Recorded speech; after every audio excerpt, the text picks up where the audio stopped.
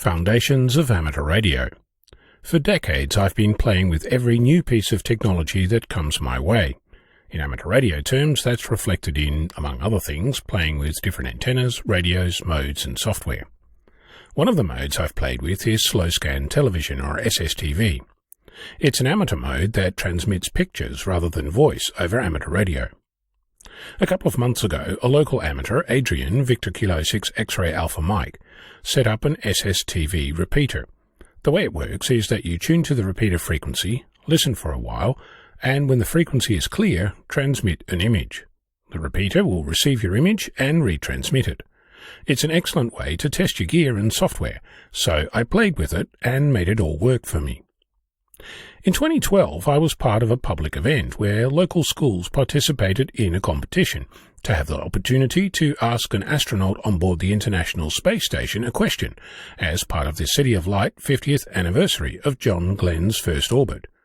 The event was under the auspices of a group called Amateur Radio on the International Space Station, or ARIS, an organization that celebrated its 20th anniversary in 2020. Assisting with the logistics behind the scenes firsthand and the amount of equipment used, I'd gained a healthy respect for the complexity involved. The ISS has several radio amateurs on orbit. Among their on-board activities are plenty of amateur radio-friendly ones. In addition to ARIS, you'll also find repeaters, voice, packets and other interesting signals if you listen out for them. In previous years, I've made abortive attempts at using my station to listen and transmit to space, with varying degrees of success. On a regular basis, the ISS transmits SSTV using amateur radio. Often you'll find a series of images that commemorate an activity. During the final week of 2020, astronauts on the ISS celebrated 20 years of ARIS by transmitting a series of images on a rotating basis as the ISS orbits the Earth. One of my friends made a throwaway comment about listening to the International Space Station and decoding slow-scan television. I'd heard about this event on various social media outlets, but put it in the too hard basket. Based on what I'd seen during my ARIS event, my own trials, and what local amateurs have been playing with in the way of interesting cross-polarized antennas, rotators and the like, I decided that this was a long-term project, unachievable with my current station.